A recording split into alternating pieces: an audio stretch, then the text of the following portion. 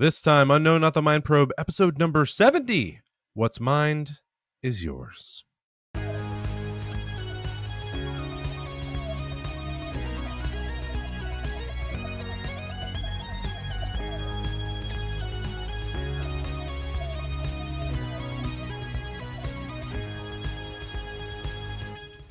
Welcome to No, Not the Mind Probe.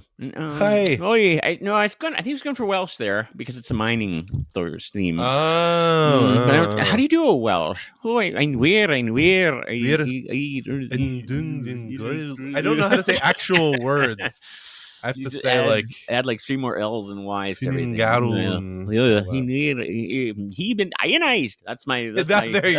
Good. He's been ionized. That's my only hook. And perhaps we should retitle it to No, Not the Mind Probe. What? Yeah. We did it, everybody. We did it. We're here. We finally got here. We got here, which is a podcast. And it's one where we watch and we rank every single Doctor Who story ever. Guaranteed. That's a guarantee. Everyone. Yeah, every single one of those is going to be ranked definitively, even though we disagree with our rankings even now. And that's not to say I disagree with John's rankings. No. I give me about 3 weeks. I disagree with my own rankings. Yeah, I'm furious with most of mine. It's really but yet my hands are tied. I'm helpless to do anything about it. What are you gonna do? I don't even know where to start. I'm pretty sure Excel, once it's in there, it's in there. That's how I understand that. Yeah. What?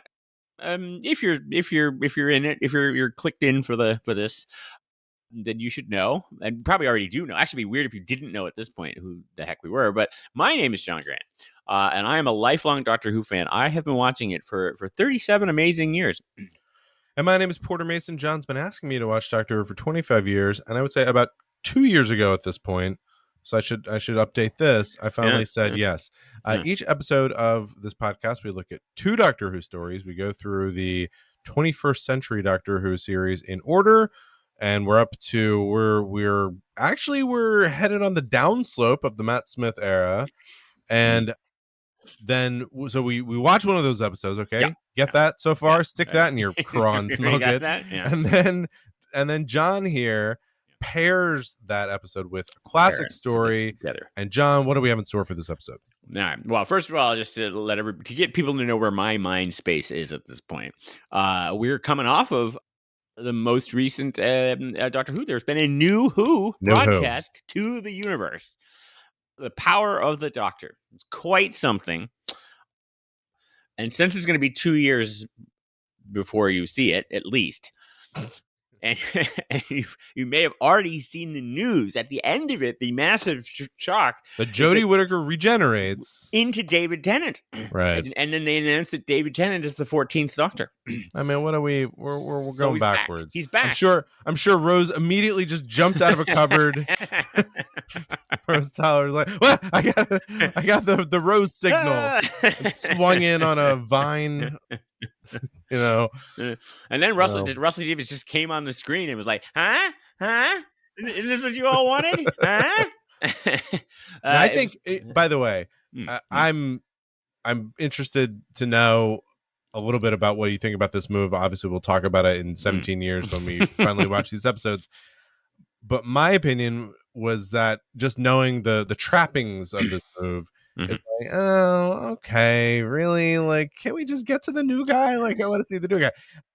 But in just you saying it right now and mentioning Russell T Davies, it would have been badass. Regenerate to Christopher Eccleston. Yeah. A couple more episodes. I think it's probably a very smart move, because now all the people who the ratings are still good but not what they were, so now they're all going to come back to see David Tennant, and then he's going to have some cool story, and I'm sure there'll be other doctors and things like that. The other very exciting thing, and it's not a huge spoiler because it was just a brief cameo, but at the very end we have an appearance by William Russell as Ian Chesterton. Here's in character at the very end for a very short one line. He's 96 years old, I believe, the actor. Oh, wow. Yeah. And according to the internet, which is never wrong, he is a cannibal pedophile. No. Well, also probably that. But he it broke a world record. It is the longest. The last time he appeared in character on screen was 57 years ago. And so it's the longest space gap between appearances in the same character. by an actor. So apparently that was some soap opera I think had it before or something like that. Well, John, that's amazing. And this is just all part of the pre-show. You're getting this for free because this has nothing to do with anything we watch. No, so tell us a little bit about what we're watching. What you're watching here is so we had our epic season finale with Matt Smith and Wedding of River Song and all that kind of good stuff, and now we have our Christmas special. So I hope you're in the holiday spirit because we're going on a little journey with the Doctor, the Widow, and the Wardrobe, which of course is a play off the classic book Cujo. And it's just a doctor. It's a doctor on his own with a family. We'll learn more about them. But one of the things that they're doing is they're in a magical land and there are trees and they're doing something with them to get energy because it's basically space mining again. You got some space miners showing up. Which is mine. You gotta, and I had to search high and low for another Doctor Who episode that dealt with mining. Another mining episode. Can you find one? Tough. But I found one. It's in the Third Doctor era. Third Doctor and Joe, just a brief Brigadier cameo, but not a lot. But Third Doctor Joe, and of course your fan favorite, the Master, in the colony in space. All right, so as we mentioned, The Doctor, the Widow, and the Wardrobe, this was the 2011 Christmas special. We're treating it, by the way, welcome to season 7 of No Not the Mind Probe. We're treating this as the first in our season 7. It takes place, we'll mention how Amy and Rory are still involved. Kicking around. Although the beginning they're not. Nope. And it is a nice little mix of a historical setting. We're in the UK right in the middle of World War II. And then we also do go to, as you mentioned, another planet with tree people. This is story number 225. It aired on Christmas 2011. So we're now only 11 years behind. Right. Yeah. We're catching up. We're practically in the same decade. Yeah. And we have a little clip, which I will play for you shortly because it was not loaded. Yeah. Now it's loaded. But there we go. And you won't believe this clip. It's going to be incredible. Yeah. It's great. Why are you doing all this? I'm just trying to take care of things. I'm the caretaker. That's not what caretakers do. Then why are they called caretakers? Their father's dead. I'm sorry. Lily and Cyril's father. My husband is dead and they don't know yet, because if I tell them now, then Christmas will always be what took their father away from them, and no one should have to live like that. Of course, when the Christmas period is over, I shall...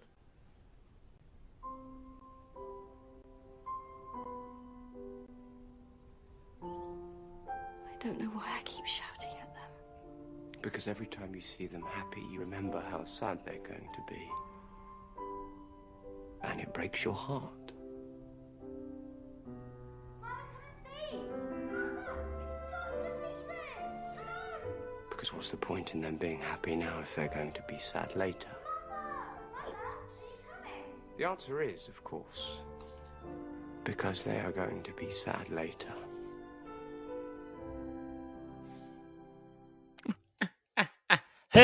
Hilarious. That was I thought had me rolling in the aisles that scene. Did I text you that line? You did. That's why I remember when you communicate with me, I remember things that you say because that's the kind of person that I am. And I was like, oh, because I sent that to Kim, my wife, too, because I just thought it was like, that is such a great, like, this feels like a line that your therapist would tell you in the middle of a breakthrough. Like, you're feeling this way because of that. And here's the reason why you think that's true.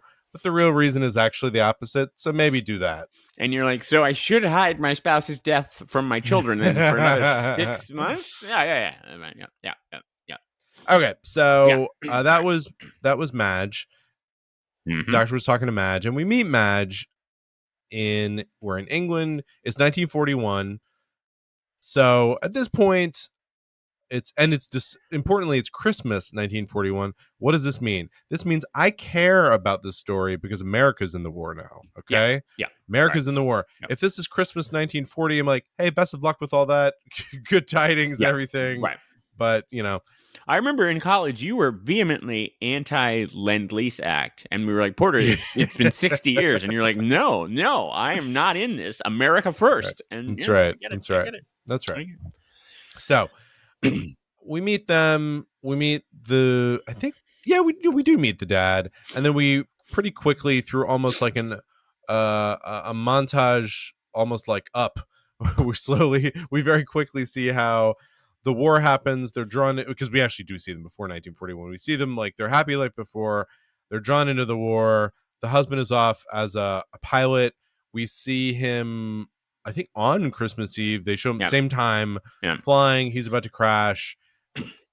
We see her get that call, and then the kid's saying like, well, dad will be home for Christmas. He's always home for Christmas. She doesn't tell him anything, and they go off to this trip to this house in the country. We also saw that in the earlier backstory to the family, we saw how Madge ran into the doctor in London years ago after he fell out of a spaceship. They made a rock'em sock'em opening. I really like that. I'm sorry, completely forgot about that. Where he's putting on a spacesuit mid re-entry. Yeah, and like he's falling out of a spaceship thing. Yeah, he's going through the atmosphere, and he's puts on a spacesuit. This is one of those which was a really fun scene. Yeah, though it does get into this moment of like, so the doctor is just Superman, like because the fine, physics of it aren't great. Because exactly. Because fine, he put on a spacesuit, but he still like re-entered the atmosphere and then fell into something, water, land. I don't know. Anyway, but she helped him out, and so he said at the time like, "Hey, you help me out, and I'll help you out," and then. Which he generally means this, and I know he's just sort of this is how he operates in his life. But she's like, well, how would I ever even get in touch with you? He's like, oh, just like wish upon a star, see you later, and like doffs his top hat, and it's like, well, I get what you're saying because like you do just seem to turn up at the most opportune times, but that just sure real sounds like. I don't know, probably never. Bye. I'll never help you. Anyway, you should use that more like at work or something like that. Like, well, what if I need you on this project? Just wish to the sky. Wish, and I'll be there. Make a wish and seal it with a kiss. Where are you going? I'll be in Tahiti. I'll be there. So she's now in this bit of a jam where the old husband died. You know how that goes. The classic dead husband jam. And every Lucy episode had one. Had that. I don't think, as far as I know, we don't actually see her wishing to him, right? Do we see that? I don't think so. No. Yeah, no. But anyway, she shows up at this country house. Unclear why she's going to this country house, but that's where they're going. I think they were evacuating. They were getting people out of London, right? Yeah, it was the family, and so it was in the family. Okay, no, I know they were evacuating, right, because of the Blitz. But like, okay, so anyway, they end up there, and the doctor's just already there, which I assume is just a coincidence, right? Yeah, total coincidence. No. He must have figured this out, right? I mean, somehow he got the wish. Okay, the psychic paper and stuff. I think Stephen Moffat counts on people watching on Christmas Day being like. Okay. Anyway, look, he's gonna get there at some point. So why do we need to find out how? So the doctor's there, and he describes himself as the caretaker. We have a new nickname for the doctor. He's also the caretaker, and is so much fun for the kids. Kids love the doctor. Sets up a cool room for them. Got some lots of toys and snacks and candies, and then he has this moment with Madge and says, "Look, you're not telling them."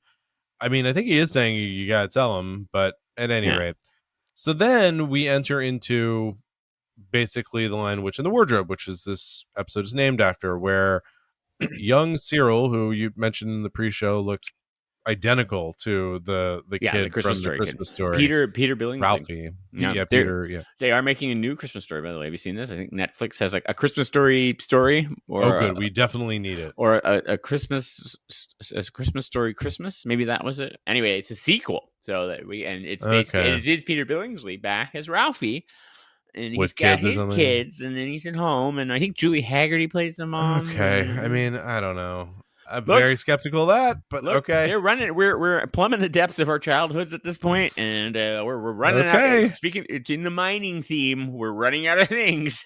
Well, when that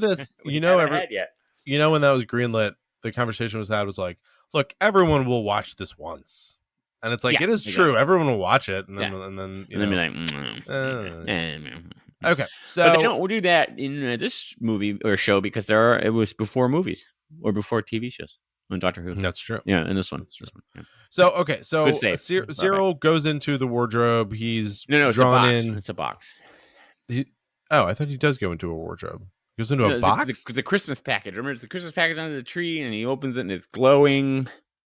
Okay. Yeah. I think the wardrobe is supposed to be the TARDIS. I don't actually know why. I'm thinking about it. You know what?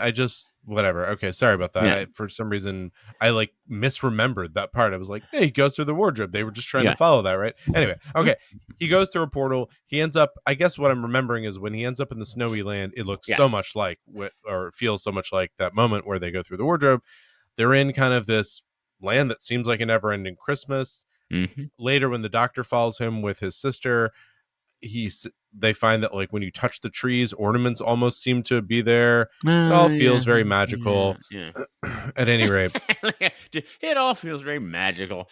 Whatever. Yeah. Well, it just feels like one of those Stephen Moffat Doctor Who moments where it's like there's kind of an explanation for all this, and the doctor even reacts this way. She's like, how is this possible? Why would this be happening? He's like, well, there's a million universes. This one looks like never-ending Christmas. It's fun. Like, just don't worry about it. Like, for me. It's cool. So what we find out is, yes, as always, there's just apparently when we start to go out into the stars as a culture, all we're going to do is just find planets, mine their resources into hollow husks until the planet is a hollow husk, and then nuke everyone there. Like, that's all we will do. And it never explains what we want to do with all this energy. I don't know. Go find more planets. Find more planets. And as ridiculous as this sounded, it also does have a touch of like, yeah, that is probably what we'll do, isn't it? Yeah, right. But anyway, we'll destroy the universe. We're on this beautiful planet where the trees themselves, I guess, have this energy. And I wanted to mention to you, they are called the trees of Androzani. So that was I didn't know if that was well. So yes, I think this planet is Androzani Major. So it's related to the caves of Androzani planet. Right. Androzani Minor was the same star system. Or the people are from. Yeah, it has a little throwaway line link to it, which obviously excites Doctor Who fans. So these trees, they're like the best trees. These are like, if you're gonna get a tree, you want to get these trees. That was very Donald Trump. These trees are the best trees. They're the best trees. I can't even do it. But yes, so mining for the tree energy, and they meet up with. Sorry. So they're gonna acid rain the trees. Yes, but they don't know that yet. So they go in, they explore around, and they find the tree people. Yeah. And there's some funky stuff going on there where they find little Ralphie, and the tree people like put a crown on him. It kind of takes over whoever touches it. The doctor and and his sister show up, and they kind of battle with that. But ultimately, the mom makes her way here. Yeah, and the mom kind of just brute forces her way through this whole thing. She just becomes like the doctor. She gets into the portal. She meets people. She meets the miners. The mining, yeah, exactly. The mining officers who are, but they're basically like military. I mean, they're in armor and guns and stuff like that. She fools them and talks them out of their weapons, and gets the story from them, which is, as you say, that hey, we mined everything here, so now we're just going to drop acid on the planet. Why? We think it would be cool. I feel like this is a sort of like dropping Mentos in a Coke bottle situation. They're like, wouldn't it be, that tree planet? We're kind of done with it. We're going to just drop acid on it? That'd be kind of cool. Yeah, right. What would happen? Basically, this is all being done for like a YouTube video that this mining company is going to put out later. No, I mean, look, we have to extrapolate where TikTok is going to be in a couple million years, and that's probably where it's going to be. We're going to be destroying acid with planets. Exactly. Planets with acid.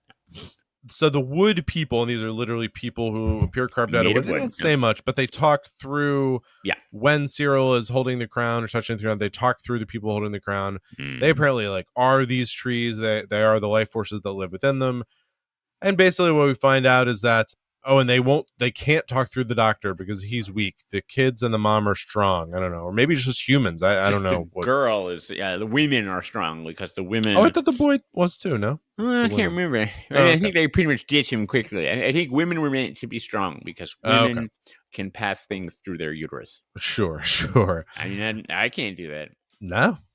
So if a woman came up to you and challenged you to like, hey, what's the biggest thing you can pass through your uterus? You're like, I'm already out. I mean, I can't even play this game.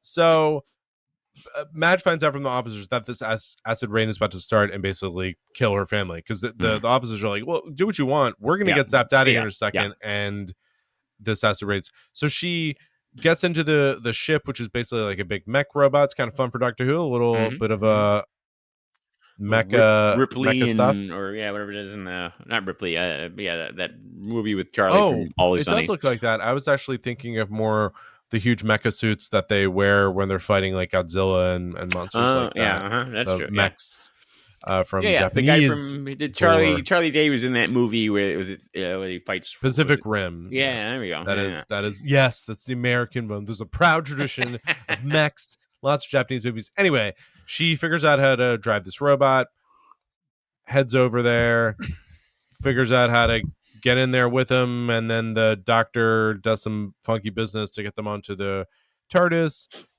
And they also take along all the life forces of the trees onto the TARDIS. What happened? Yeah, I thought the trees floated away. Oh no, she absorbs it, and then lets them out. And then they fly away. Yeah, I think and then she guides them through the vortex or something like that, right? That was the big thing. She pilots the whole thing through the vortex, and it's while they're on the TARDIS, though, right? Yeah, and then but she's controlling the escape pod with the tree life, and then that's how she gets the husband. Yeah. Yes, they're in the vortex. So she's controlling. Right. So when they're leaving, they're like, "You have to stay focused on this, so this whole civilization will survive." She's like, "Sure, I'm on it."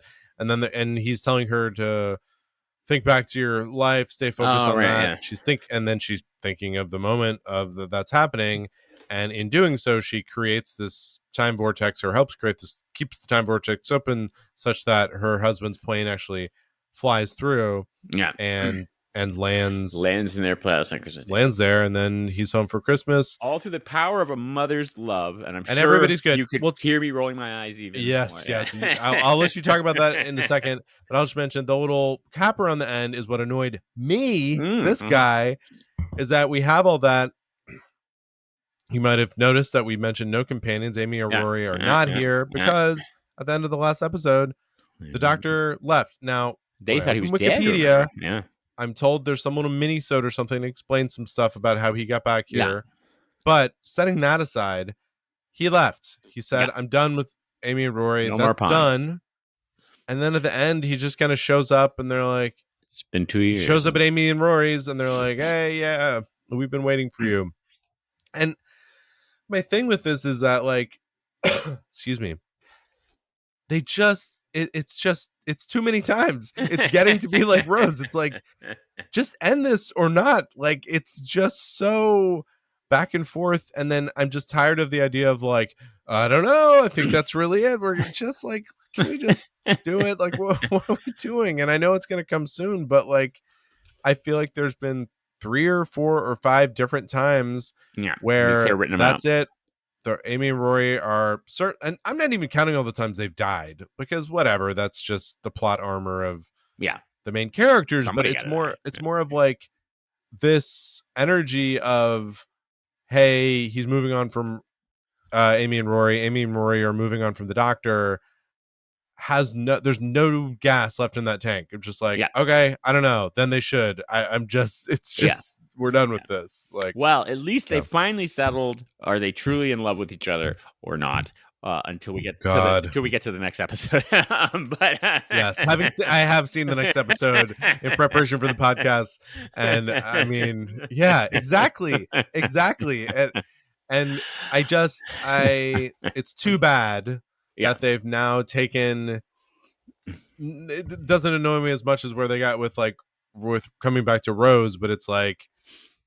It's getting there where it's like, oh, come on, can we just what do we have to ruin these nice things? Like, Amy and Rory were fine, they're great, we had so many nice bows tied up on so many things so many times. I'd rather him just gone on alone here for a while, or whatever. James Corbin or something with him, or Corbin, right, that. Sure, pick someone else up. Yeah, it's a little. It's I guess. Well, they weren't written out, so I guess they got. He's intended to have them for another 5 episodes or whatever coming up this season. So I think they had. That's fine. It's just then the bait and switch or the red herrings of it are all just like wearing a little thin. Well, don't worry. Big Finish will shoehorn 150 episodes and at least 3 companions in between these two, and then you'll feel like, oh, look, they're back. It's very exciting. Like that. Really? Well, yeah, because That's then there's a funny. gap, right? So we don't know what was happening between the end of Wedding River Song and when he runs into Tammy and Rory. So that's a gap that they would exploit when eventually Matt Smith starts doing Big Finish, which eventually he will. They will fill in that space. Can I ask something related to that? Please do. I'm asking for a spoiler here, which is, does River come back? Oh yeah. We get more River. Yes, yes. River's story is basically completed. I mean, I have to say they do a pretty good job bringing it, but yeah, she's not as much as she was. She does not return. So it's just like, I don't know. It's just like it becomes hard to.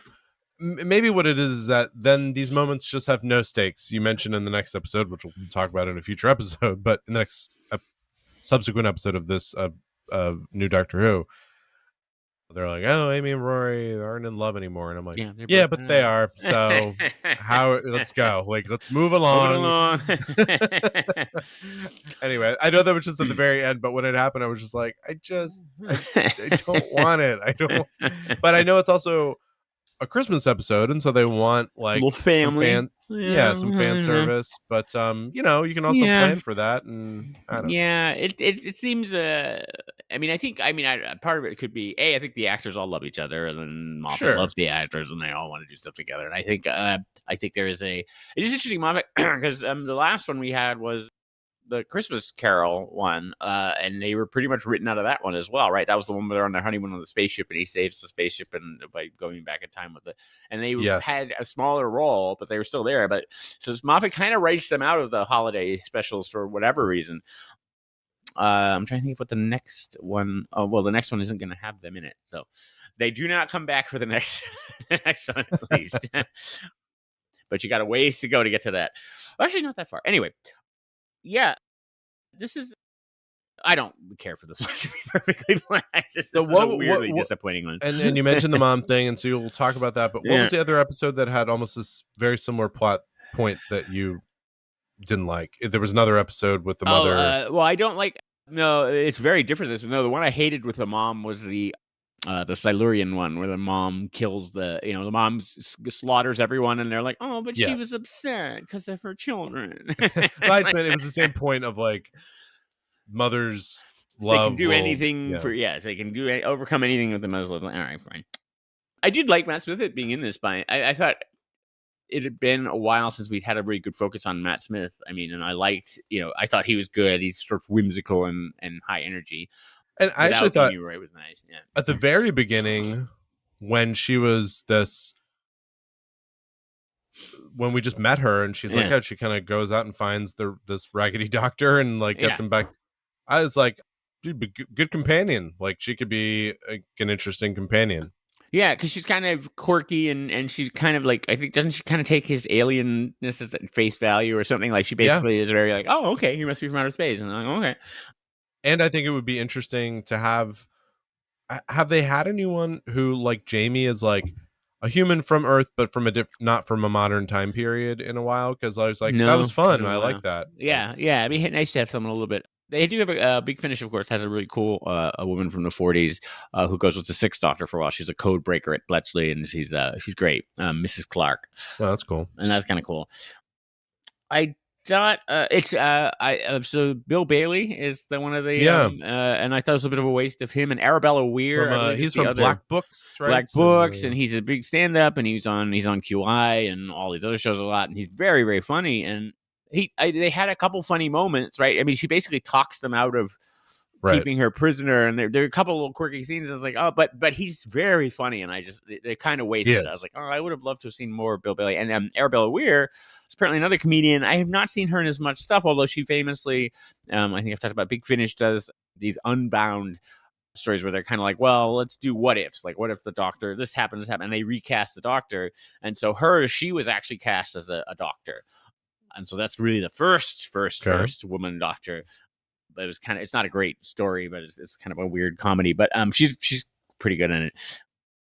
I mean, there's not much that really happens in this story. I mean, I will say, I do like the. I'm not sure, but It's usually the Doctor puts children in danger all the time. He puts people in danger all the time. Like, he just leaves this box to do another world in a room, and he's like, don't look in the box. And it's like, do you not know what a child is going to do? You're supposed to be so childlike and all these kinds of things.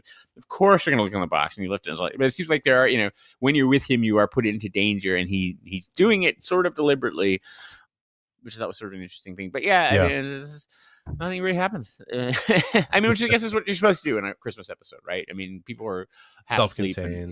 So it's just like, all right, there we go. So anyway, mothers love mining. All right, well, let's move on to more mining. That was mothers love, mining, not mothers love mining. Although maybe they do. Mothers. Look, everybody loves mining. That's why Doctor Who focuses on it so much. Covered a lot. Yeah. Let's move on to our classic episode. This is Colony in Space. This is season 8, serial 4. This is the third Doctor, Mr. Pertwee here, and we have Joe Grant as our companion. And like you mentioned, Brigadier kind of just blinking if you miss him, shows up. And of course, then the Master. You got the man. This is a 6-parter, as always. Need every minute. Every second. With the 6-parters. Not an ounce of fat on it. As with all 6-part Doctor Who episodes, it's just every moment is absolutely essential. It aired the 10th of April through the 15th of May, 1971. It is story number 58. Mm-hmm. And John has pulled this particular clip. It's a short one. Doctor, why don't you come in with me? We're both Time Lords. We're both renegades. We could be masters of the galaxy. Think of it, Doctor. Absolute power. Power for good. Why, you could reign benevolently. You could end war, suffering, disease. We could save the universe. No. Absolute power is evil. Consider carefully, Doctor. I'm offering you a half share in the universe. You must see reason, Doctor. No. I will not join you in your absurd dreams of a galactic conquest. Why? Why? Look at this. Look at all those planetary systems, Doctor. We could rule them all. What for? What is the point?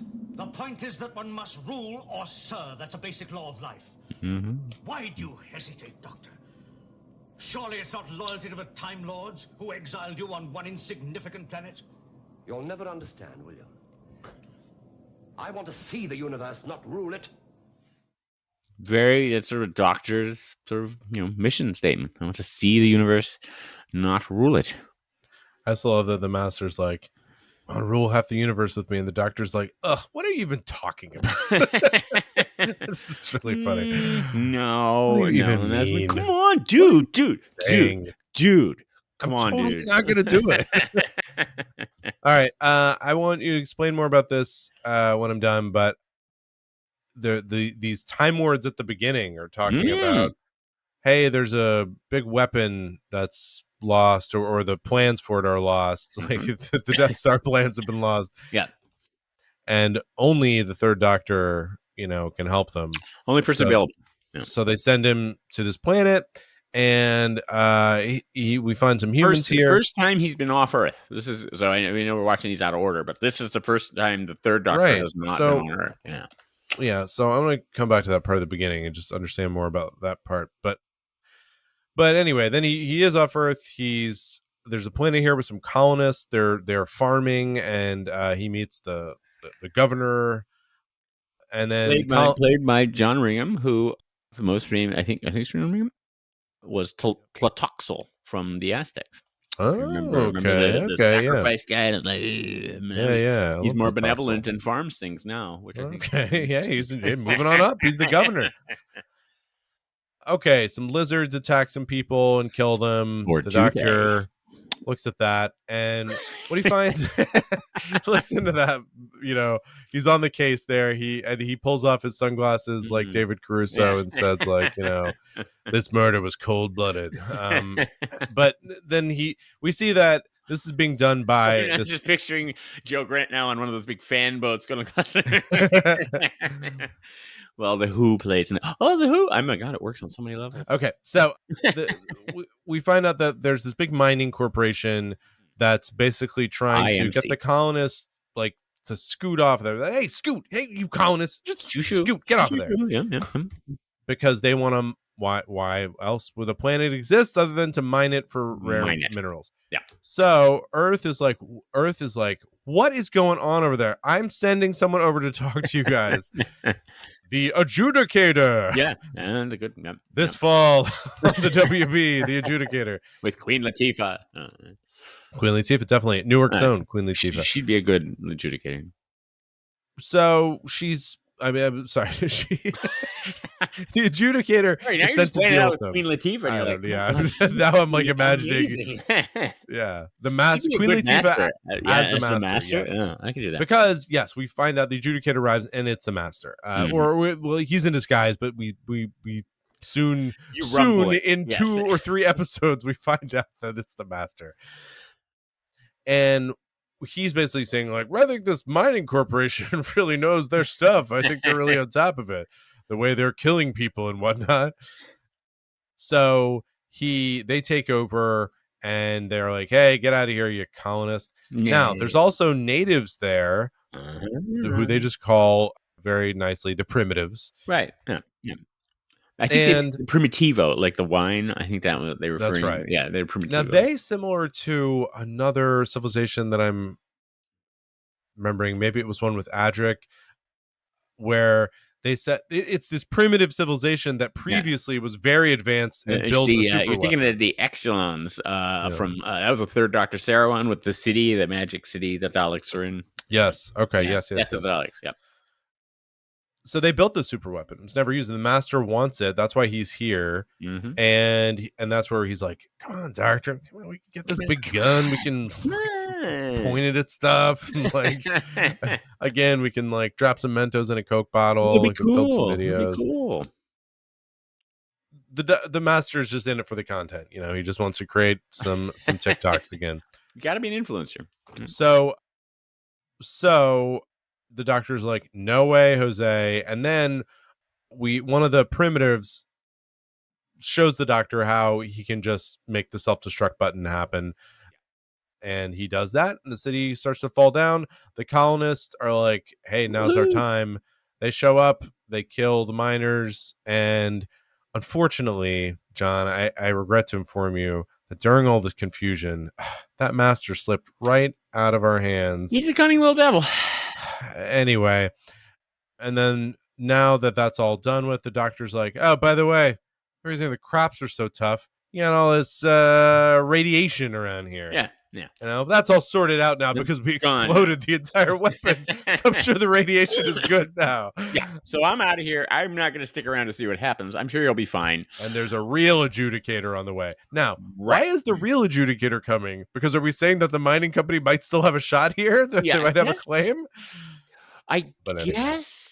Look, obviously, if you unpack the legal side of it, one of the arguments is that it's what not was a the mining company's colony. Exposure here by releasing lizards onto the planet. It was not a viable colony because they couldn't grow anything, but now they can grow anything in the rubble of the radioactive doomsday weapon. You had a bunch of radiation here. It's totally fine now. Radiation, just classically always just a snap and a jump. It's and I guess because that city was full of ancient aliens who were brilliant and smart and benevolent, and I guess they're dead. And I guess that's like good. That situation's. They regressed into, mute hulking beasts. Yeah. So that worked out, thankfully. Well, anyway, the doctor and Joe get on the TARDIS, head back to unit, and they're like, oh, dear God, let's get back to Earth quickly. Yeah. So talk to me more about these Time Lords at the beginning. And so that was just a sudden inclusion into this, because I think I've seen most of the rest of this season. This is the first flash to Gallifrey. It was kind of a weird little thing. And we'll see them again in a future episode. But it comes out of nowhere. It also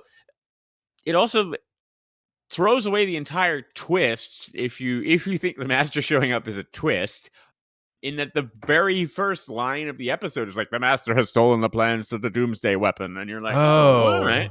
Huh. So when he doesn't show up again for 4 episodes, then maybe I guess you kind of forget that he was there coming, and you're like, oh yeah, right, that guy.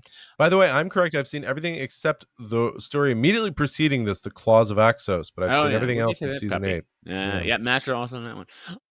Yeah, so it was a very strange. So to see them was unusual. To see the time was a bit unusual, and then this sort of starts we'll send the Doctor out on special assignments if we need cleaning up some things off the books, some off the books work done, then we can do that. This is the first trip off of Earth for the Doctor and Jill. I like the little bit about basically when the Doctor's working on the dematerialization circuit, and he's gonna go. He shows Jo inside the TARDIS, and she's basically like, "Oh, it's real? Oh, I thought you were just crazy." That was basically that. So she's never been in it. Yeah, she's never been inside it. And so then she goes inside, and it's like, "Oh, it travels in time? Oh, I thought you were just nuts," basically. And I was like, "Oh, yeah, all right, sure." I mean, this person that you've worked with is your colleague. Like, if you had a colleague who was insisting that he had a time machine, and that he was trying to fix it and was going to fly around it. And then he's like, "You want to come in this little booth with me? You want to come in here? It's really cool in here." Yeah, especially if you're a young, attractive woman, which of course you are. Exactly. Yeah. I do like. The robots are terribly unconvincing. It's a giant with a giant arm that goes up and down, and like, oh, it's convinced us that, and they put a lizard glove on it, which is hilarious. That was what was killing the colonists. Was that he just had a fake glove, basically of like a Godzilla glove, and it was mauling the colonists, fake people out. I love that the Master's TARDIS has filing cabinets. Yeah, they go in to figure out his plan. There's just a row of 1970s office wear filing cabinets, and they're just like doomsday weapon, doomsday. Here we go. It's all in here. I thought that was a lovely little touch. And then I'll throw out there that Dent, the mining leader, he was originally cast as a woman, or a woman was originally cast to play that role. And she's going to be wearing high boots and being mean like he was. And apparently the BBC executives said no. That would be too sexy and titillating for the public. Would be this dominatrix like woman, I guess. I guess I don't know. Does that work for you? Mining, high powered mining executives or something? That's my king. That's my specific king. Yeah, this one works for me somehow. I for years would watch it and then immediately forget the plot. So it didn't stick with me very much, but then and then you come back to it, and it moves along. There's a lot of repetition. How many times do the colonists take over, and then they're shooting the people and they're shooting back, and it's just like, okay, yeah. But this is Malcolm Hulke. He wrote the Silurians, Doctor Who and the Silurians, of course, is the full title. Right. And then he also wrote, I think he contributed to a couple other ones, that's sort of those big epic ones. He wrote the Sea Devils as well, and a few others throughout there. So he's always known for doing a lot of complex plots, a lot of character work. And there's a lot of really interesting throwaways, right, about how Earth is so overpolluted and there's no room because it's overpopulated, and so the colonists would rather live there than be stuck in like a little tiny apartment, basically somewhere. And so that's kind of cool. And there's like a little character throwaway lines. But as I say, it could be more tightly plotted. Oh, what's happening? I want rocks. I want rocks. I want them mine all day and give me some of them good rocks. All right, that's our and themes. The mining themes. We are adherent to the repeating themes here on No Not the Mind Probe. Maybe we can follow that. Well, that's it for the themes. We like to look at stuff that happens in the Doctor episodes and see if they resonate with anything larger in Doctor Who or culture in general. John, what did you want to bring out and talk about with these? Porter, obviously the big connection here is, what is your opinion on the ideal form of mining? I mean, I think I got 45 minutes of mining material, so I hope everybody else is No. So as I mentioned, Dent was cast as a woman, and that was outrageous that women could have authority or drive a spaceship. I mean, there's a lot. And so I thought it'd be interesting. And we see obviously a woman taking on a lead role, of course, as a mother, and she's the strong one. But we also have Joe Grant, who's sort of the ditzy companion. But so the big question, this has plagued Doctor Who throughout the years, is Doctor Who sexist or not? Is the show, does it indulge in sexism? Because of course you could, on the one side, you could sort of say, well, look at all the companions, right? There are these women. It's usually a young woman or a couple of young women with them, or a lot of young women hanging around, screaming. Their primary role is to scream, or ask, "What's going on? What are you doing, Doctor?" And wear mini skirts and be something for the dads and the teenage boys, I guess. And obviously this got some of these 60s, 70s certainly up to state values into it. On the flip side, you could say, oh, they're strong. They are strong women, a lot of them, and they're brave and fight the monsters. And then, of course, the Doctor becomes a woman at one point, so that's later. We haven't got to that yet. But I don't know. What do you think? You are a father of girls. So would you find this to be something that is inspiring to their young womanhood? Or are you like, hey, no, get back and read your Betty Crocker How to Be a Good Housewife books and leave the sci-fi show to the daddies? I think it's probably I think it really depends on what era you're watching and the larger, how sexist the larger culture is at that time. I think it's probably generally slightly better than the culture at that given time, but not like light years ahead. And it certainly doesn't. Well, so when Star Trek The Next Generation came out, Doctor Who was off the air during around that period. Yeah. 86. So it was just going off the air when Star Trek Next Generation started. But like when that came on, that did, I think, a better job of showing this future worlds and saying like, oh no, we've sorted this out. This is a lot different. Here's lots of women in places of power. Some of them you may find sexy. That's not really, they did a good job of mixing all that in. And men are wearing the same leotards as women. So that's right. They're exact same. That's outfits. True. Yeah. And I don't think the Doctor Who had anything.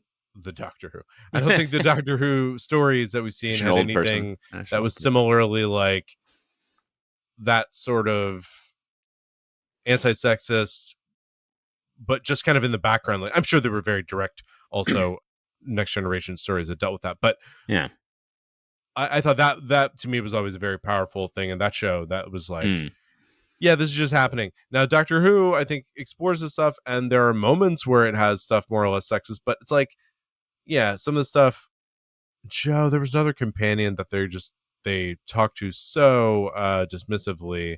Yeah. But it's also happening during periods of time where it's like, yeah, this is probably better than what else was happening out there. Yeah. And there's some stories from basically the 50s and early 60s with the first Doctor where, Barbara's running the show. Yeah, like, Barbara's awesome. Yeah.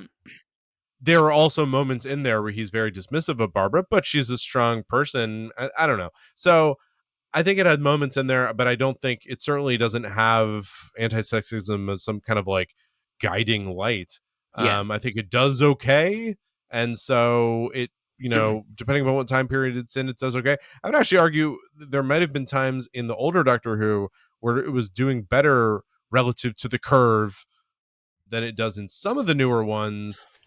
Because like if you even think about back through like Rose and gosh, she's slipping my mind, Martha, yeah, where they made so much of their whole existence wrapped around their I love the Doctor love interest, yeah, that it was like, that actually wasn't that great, and that was in 2007 or something like that. Like, that's interesting. That's an interesting comment because I'm saying like you finally said something interesting. Oh, good. We got there, babe. We got there. Interesting comment. I wasn't expecting that. I just thought you'd get tired and fall asleep eventually. We could turn off the recording. No, but it is interesting. I wonder if because of the sort of the Doctor and the companion in the old series were never going to have a relationship, they also avoided, for the most part, because I think you just couldn't make the companion a sexual object of any kind, even though you could look at them, but that was it. They didn't tend to have a lot of relationships with other people, right? I mean, they weren't constantly falling in love. There were some, like Jo falls in love with the King of Peladon, and there are a few bits where she's got a little romantic interest, but it's never too serious. And so it meant, okay, well, the lazy writer who was going to be like, the woman will fall in love with the guest star, and that'll be the thing. You couldn't do that, or they didn't do that. And so they ended up having to be like, all right, then they've got to get into trouble and do adventurous things and like be a part of the story. Which again, for that time was like, oh wow, this is different, Yeah. So inadvertent. I mean, again, I think the way the show was structured, I don't think was intentional about sex or avoiding sexism or Sarah Jane. They talk about women's lib a lot because I think that was the time, and it was a little too in your face. But yeah, they're like, all right, well, they can't be running around mooning for every guy that they see who's cute.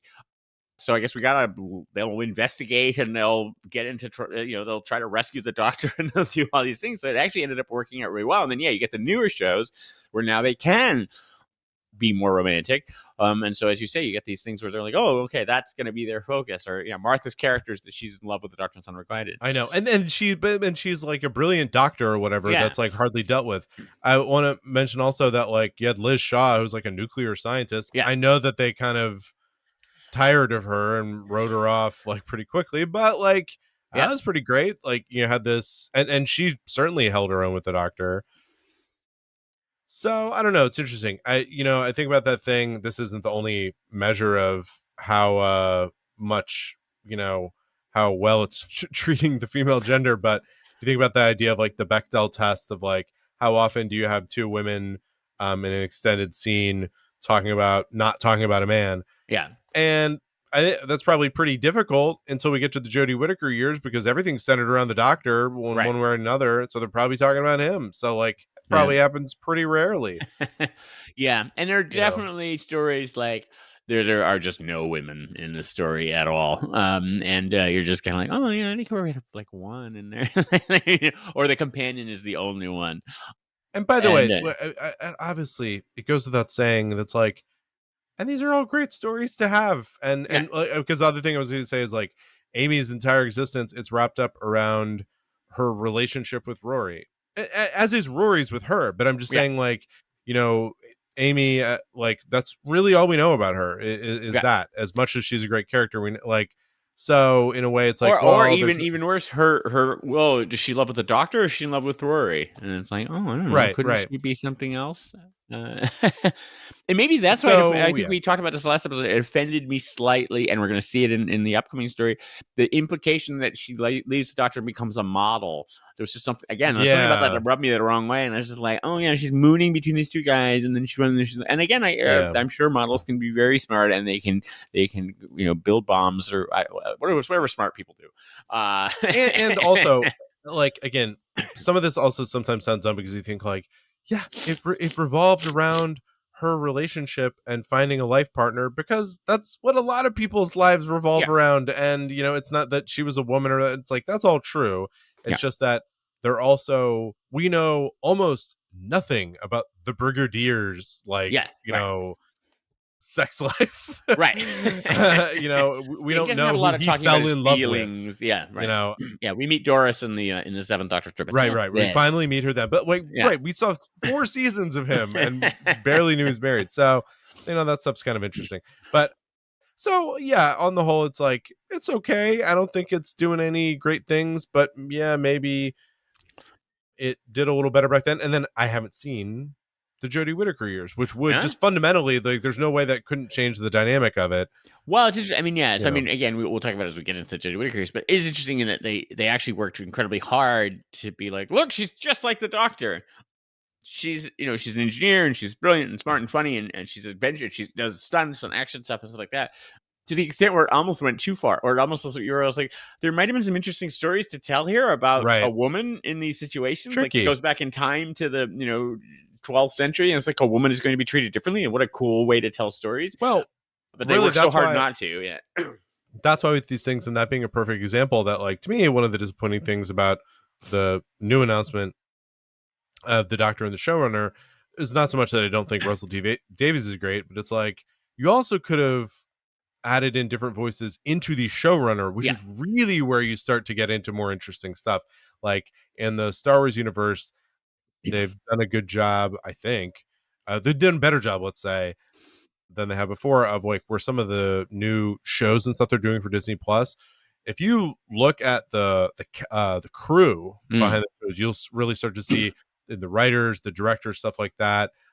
Certainly more female voices than before because there was zero, and voices from like different cultures. So you just end up with like different, more interesting stories. Do you end up liking some of those things more or less? Like, I mean, that ends up being up to you, but they're different. Like, and then you get different perspectives that I think it's hard to purposefully try to generate, because you end up where what you described with the Jodie Whittaker things at times, maybe, which is that like we're trying so hard to make this is like, because you're coming at it from a weird perspective, and you're trying so hard not to mess it up that you're doing something else a little off. And and again, I haven't even seen any of your episodes, so I don't want to cast like but they did actually bring in a very diverse writers room for her, which was very cool. But yeah, I mean, as you know, I write incredibly well for Black women, right? I mean, that is I can just I have their voice down, and that comes from my experience, of course, as a Black woman. No, just kidding. Oh wait, you can see me now. No, never mind. Oh, that's right. Yeah, if you guys don't know, at this point, we'll at least have some of these up. You should go to youtube.com Mindprobe Show and look us up. We're gonna start posting the videos of these. We have a couple of them up there already, and then ultimately I'm gonna get up some video of some of the past shows. But it's all part of our master plan to have to promote ourselves by allowing people to accidentally find us. That's right. Which is all right. So sexism solved. We did racism a couple episodes ago. Sexism, check. We knocked a few of these out. Racism, check. This is a pretty woke podcast. I think we should get that in the tags somehow. Well, that's the other thing is that when you ask a question, it's so funny to ask a question is like, is this thing sexist? It's like, yeah, probably everything is. But I mean, it's not to say that it's like, I don't know, do your best. Like, because it's impossible to not be like, I don't know. Like, you can't, you strive to, I always think of that quote. It's impossible to not be sexist. Women are just terrible. Kidding. I love women. Well, I not as much as you. Like that idea. I always like that idea that, Obama talks about it, and I think it's something that like Lincoln stressed too. That's the whole point is with America. It's like you got to focus on the journey. All right, we're just becoming a more perfect union. We're never gonna like get there. We're never gonna get there. So if you think about that in context of this too, it's like, are you ever going to be completely? Is everything just going to be perfect with these? No, it never is. So it's not to say that Doctor Who is some it's so terrible, and it's just could be better. 60 seasons or in 60 years, they've really had a chance to refine it a little bit. I think they're working on it. They're getting there. I will say this, and this is what I went to the pediatrician with my daughter, and I was explaining to the pediatrician what's been going on with her, how she's doing. Oh, I thought you were going to say I was explaining our podcast. And, she's bleeding, and he's like, "I think you help your daughter." And you're like, "Yeah, but wait a second." So we watched and rank. It was just it was just a regular checkup. Nothing was wrong. But since I hadn't seen him in a year, I was like, hey, here's what's been going on, and whatever. And then so I looked over at my daughter after I had basically explained her life for the past year, and I said, how's that? Is that about right? And she's like, you didn't do the best job, but you didn't do the worst job. So I was like, well, you know what? I'll take it. That's all we can do. And she has given us 3 stars, I believe, on our podcast. Oh yeah, and a very lengthy review. Yeah. She's got a reputation to uphold.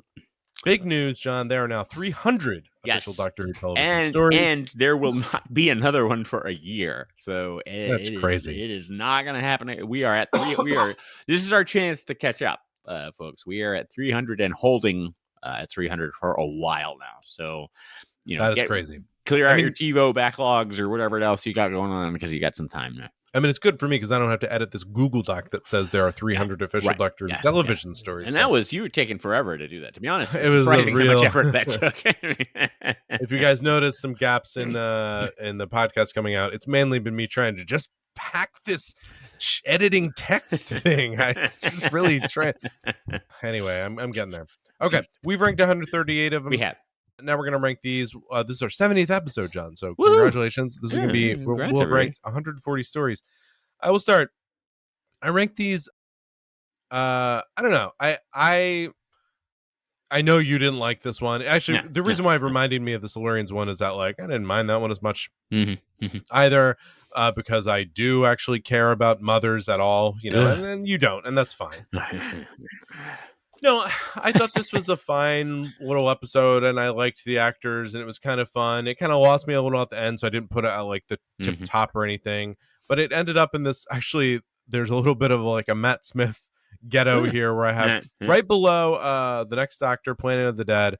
I have now this one, the Doctor, the Widow, and the Wardrobe, Closing Time, the God Complex, the Doctor's Wife. I have like a bunch of them around together. Amy's Choices up there. You got a strong Matt Smith section. Actually, Night Terrace Beast below, the Lodger. I mean, this is a Matt Smith area. Because I just kind of like, it falls in this area of like, I just enjoy watching this. It's fine. Yeah. So, and that ends up being 38, ranked 38 out of my 140. Colony in Space was more of middle of the road for me. I kind of just find a spot in the middle. I ended up putting it right below Ark in Space. So you like things in space are in your section. This is the in space section. But just above Mind of Evil, Terror of the Auton, Sea Devils. I enjoyed it. It was fine. It wasn't my favorite Third Doctor story. It's funny because I think my favorite Third Doctor stories are really going to end up being that Liz Shaw season. I like that one. I like those ones better. Season 7, strong season. Still good. But yeah, kind of middle of the road for me. Still feeling it. All right. Yeah. Well, once again, you've totally bunged this up. No, these are both not great in my list. So I'm giving Dr. Widow and the Wardrobe is way down there. It's at 102. Wow. It just doesn't. I sort of delayed rewatching it. I remember we rewatched it much since I first saw it. It just didn't really click with me in any level. I think it was just. It's fine. It doesn't openly offend me. I'm not enraged by the thought of it. But it just doesn't. It wastes Bill Bailey. It doesn't have a ton going on. It has the annoying mothers can do anything subplot, and it takes what 20 minutes to even get going. I mean, it's like I think actually, you know what I think slightly angers me is that beginning. The Doctor on the spaceship and the ship blowing up and is like so good. It's like a 2-minute like adrenaline rush, right? Explosions and action sequence and the music is great and all that. And then it's like, and now the Doctor redecorates a house, and you're like, all right, well, this went in a different area. This is rough for you because then right after this, it goes into the Daemons. Yeah, it goes into the rush area. So then I've got so yeah, then I've got Colony Space a little bit higher. Colony Space is in my sort of. It's at the bottom of my, fun, lazy Saturday afternoon viewing section, right? So solid, not remarkable. It's in that category of things too. I've got it by the Macro Terror. I think that's where I ended up. That's why I sort of latched onto it. I've actually got it a little bit above Death to the Daleks and Smothers, but maybe this is a little too high. But I'm already regretting it. Idiot. No, but. It's in my solid. I actually remember. I think part of this residual. I remember watching it, or I think it was one of the last ones I got on VHS or whatever, and actually maybe recorded off TV or something. And so I just remember it was one I didn't remember very well, and I didn't really remember the ending, and so it was a bit of a surprise when that alien comes out of the thing and stuff. So I guess I just had it as like, it's actually pretty solid. It has good performances. It has good actors. It has good. Everybody's convicted. Everybody's doing it with conviction. But unfortunately, just doing the same thing over and over again. But they are doing it like they mean it. So yeah, I've got a number 73. Well, that's not that. I mean, yeah. So let me put in the computer here, and we actually had Colony in Space pretty similar. So it ends up pretty similarly at 80 out of 140, tied with the Romans and the Face of Evil. So that's not bad. Good company. Good company. The Doctor, the Widow, and the Wardrobe we rank very differently because I have it in my kind of just It's Matt Smith, so I just don't even want to rank it that low area. And you have it at 102, so it ends up at 70. But it's one of the ones where we ranked it very differently. So I wanted to take a quick look here and see how. It's just our grade. Is that middle column now differential? Is that what that is? Differential. Ooh. And so it's funny because it was such an early one, but still the biggest differential, if I just eyeball this, is the Curse of Fenric. That's still the biggest one. And if we ever do our thing of saying like, hey, should we have a mulligan here? Yeah. Maybe that's what we do. I just broke the whole thing. Oh, it's all gone. Everything's gone. What happened? So anyway, yeah, you ranked it 102. I ranked it 38. Wow, 64 difference in ranking there. But the other one, Bad Wolf Parting the Ways, we ranked very differently. I ranked like near the bottom. Yeah, I'm looking at this here. We got some pretty high. At the edge of destruction, however, we are in 100% agreement. The bottom ones we're in pretty good close. Agreement on there. Meglos, Fear Her. What's the highest one where we're only like one? Sound of Drums, Last of the Time Lords. We're right on. Inferno, Tooth and Claw, Blink. Let's see. We agree on Black we Orchid. Almost had it exactly. Waters of Mars. Partners in Crime, 42. Yeah. All right. Spearhead from Space. We agreed exactly. Numbers are fascinating, people. If you've never looked at numbers, this is your opportunity on our website. Really do it. I think so. And you should go to our website. It's mindprobe.show. Check it out. I'm going to start to update those over the course of the next decade. Go look at us on video. With the video, you can see some of the videos of the last couple episodes. I'd go to YouTube and comment probably, and smash that like button. Smash the like button. Is that what you do? Yeah. Okay. You do that. You definitely gotta smash that like button and smash it, like crush it with your hands. Because I think people hate this like button so much. Yes. Like you're watching a Fox News segment. Just smash that computer with your rage. That's right. Yeah. You can also write us, Porter at mindprobe.show, John at mindprobe.show. Do it. Please do rate us. Subscribe to us on iTunes or Spotify and give us a rating. We would love to have that. Are you writing all this down, people? There's a lot of to-dos, actually. I mean, I love it. You can, of course, follow my comics. Go to RubyComics.com. See all those great little animals jumping around. And for John, again, he wrote a privacy book. So, I mean, if that's your thing, you can go to O'Reilly and find that. You can probably find that. It's around. It's a little outdated. John, what do we have in store for next episode? Well, Porter, did you say Daleks? Because you should have. I didn't. Okay. I definitely didn't. Well, someone did. Okay. There's a whole lot of Daleks going on coming up. We're rocking into the new Matt Smith season. I mean, if we're counting, post special, I guess, because now we're just heading into this with Matt Smith and Amy and Rory back again. You're excited. But this is their final sprint here of Amy and Rory. Their final 7 to 8 episodes. We're rolling into the end of them with with Asylum of the Daleks, which is actually the first Stephen Moffat Dalek story. He's written. He's really included the Daleks in stories, but he's never written an entire sort of one that's solely focused on the Daleks. Wow. So that's big. And since we're talking about a giant planet full of Daleks, in my head, the spiral staircase mind of associations, I went with Planet of the Daleks. Wow. Which is another.